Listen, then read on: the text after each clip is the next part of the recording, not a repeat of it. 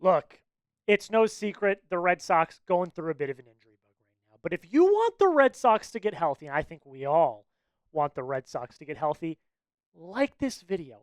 Let's get the good vibes out there. Let's start helping the Red Sox get healthy for opening day.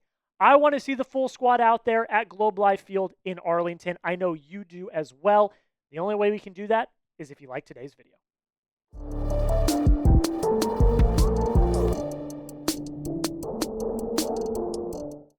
Welcome into today's edition of the Red Sox Rundown. I am your host, Jack Lautaret. We got some bad injury news. I'm not going to sugarcoat it. It's not ideal. It's definitely not something you want to see.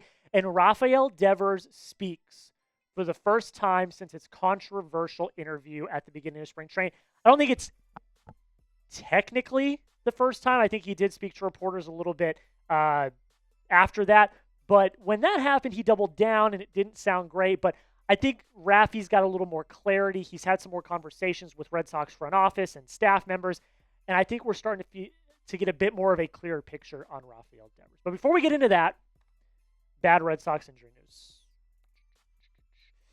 Lucas Giolito will begin the season on the IL, according to Alex Cora. We're going to be tested right away. This came from Julian McWilliams, who does a great job covering the Boston Red Sox. This is not what you want to see.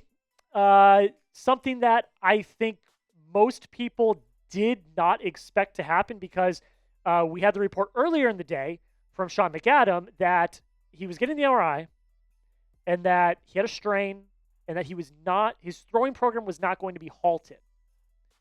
But then we get this news that he's going to start the season on the IL. This is far from ideal, obviously. This is when Giolito got on the mound and left after the first inning of his first start a few days ago. The last thing you wanted to hear was that he was going to start the season on the IL because the Sox are they're feeling it. I'm not going to lie. They're feeling it. And for Giolito to be yet another starter that is not going to start the season with the major league team, it leaves me feeling a little icky inside. This is the new Sox rotation. This is what you should expect for opening day. It's Garrett Crochet, Tanner Houck, Walker Buehler. God forbid something happens to one of our top three. Knock on wood that doesn't happen.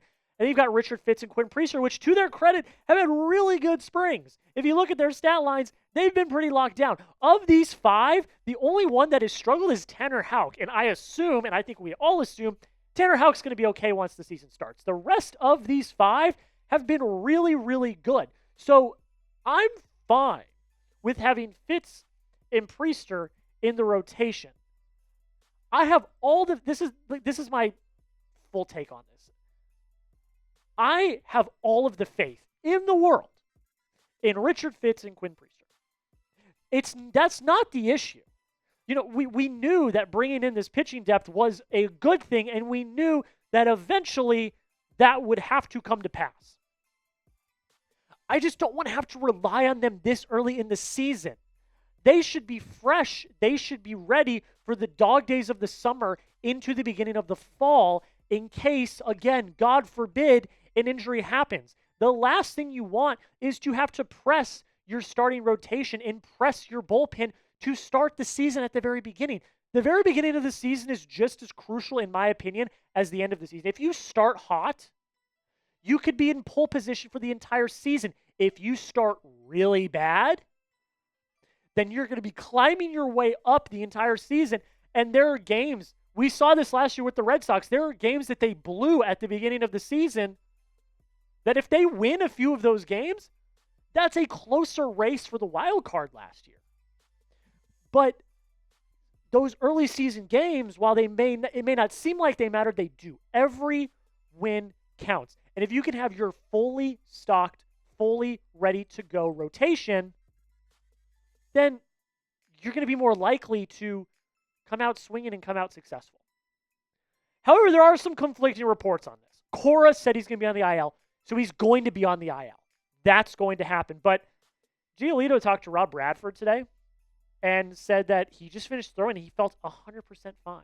There were some other quotes that came out that said he wouldn't, he feels completely fine, feels like he's completely good. He said he's had hamstrings before, but he's never had an asymptomatic hamstring strain.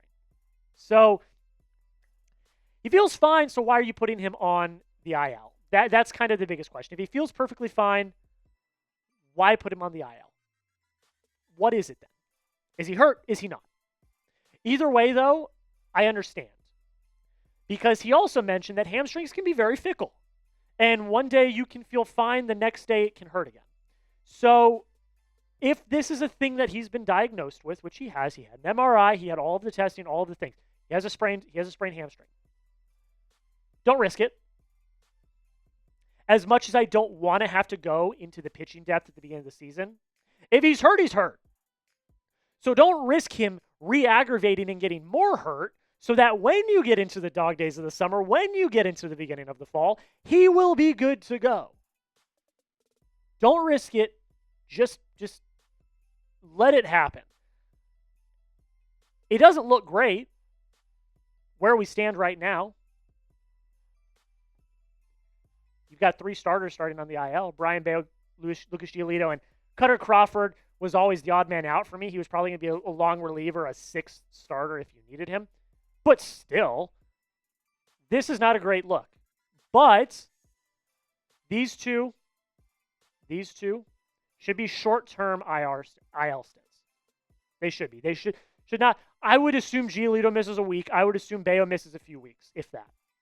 Kutter might be a little bit longer, but apparently he's starting to progress a little bit, which is good.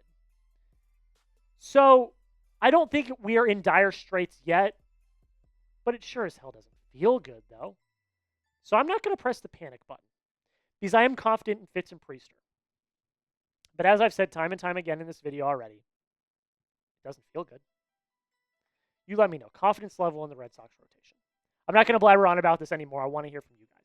Confidence level in the Red Sox rotation. Scale it 1 to 10. I've asked you guys this a few times now, but I genuinely want to know. The current rotation with Richard Fitz and Quinn Priester in it, what is your confidence level? I'm going to give it a 5, maybe a 6.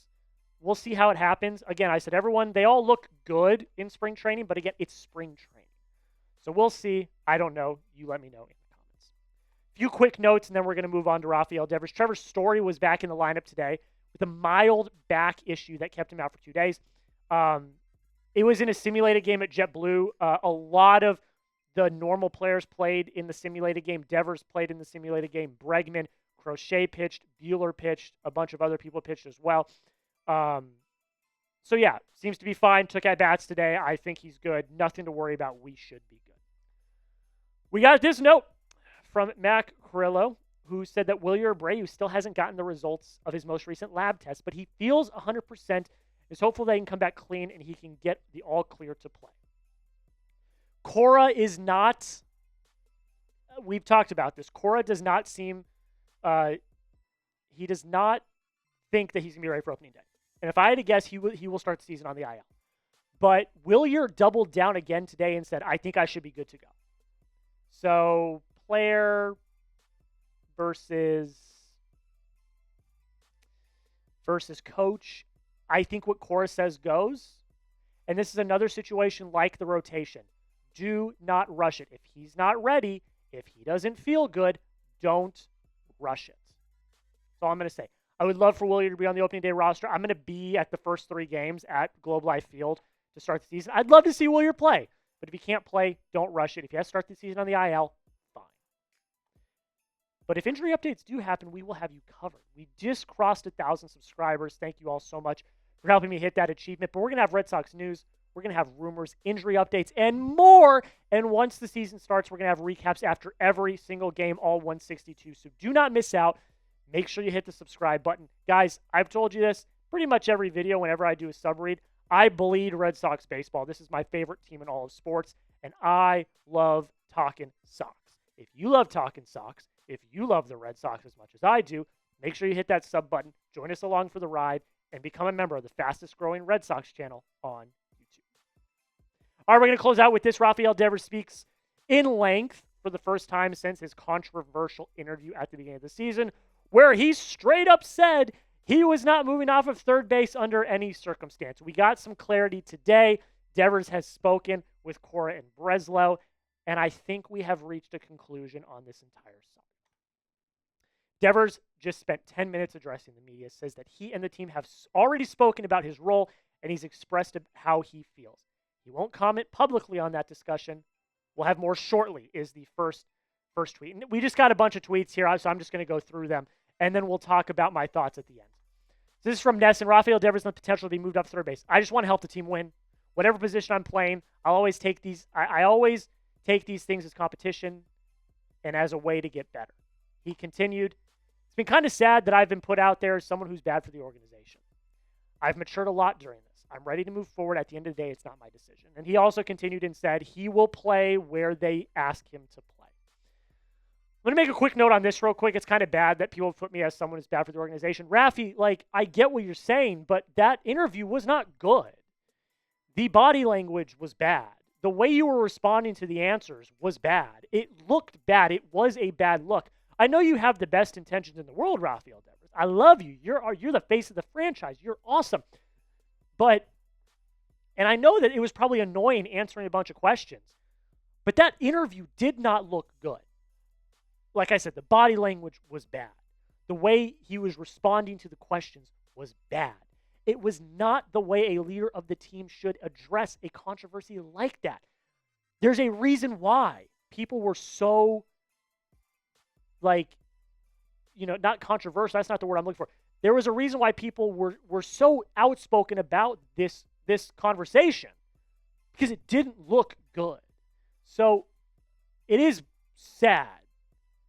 And I'm sad for Rafi because I know he's got good intentions, but the way he went about it just was not good.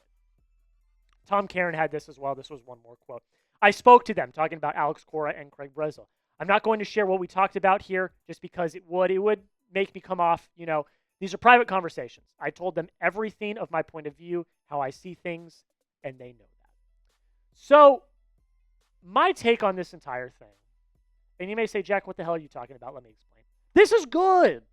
This was good.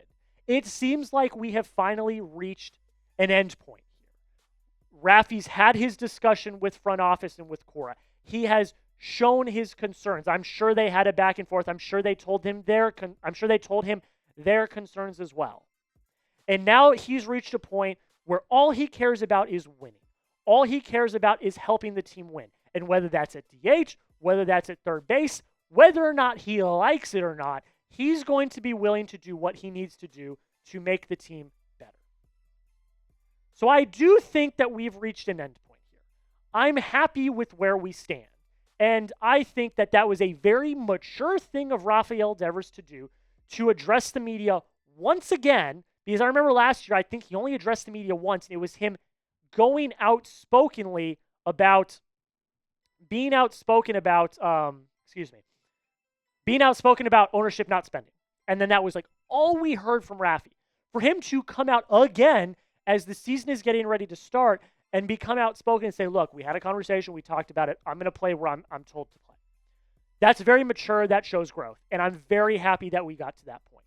So I feel good. I feel like we can put a cap on this entire situation, and whether or not Rafi starts the season at third, which I still think he will, or whether or not he starts the season at DH, he's going to do everything he can to help the team win.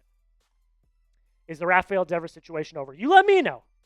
Type Y for yes, type N for no. I think we are done. I think the situation's over. I'm very happy with where we are in terms of the situation, and I think now we can all move on and get ready for the season.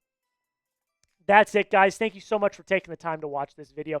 It really does mean the absolute world that you would come watch me. I know you got plenty of places where you can get your Red Sox content, but the fact that you come here to the Red Sox Rundown, it means the absolute world. If you want more coverage like this every single day, when the season starts, we are going full steam ahead. Make sure you subscribe. Thank you all so much for watching, and until next time, go Sox.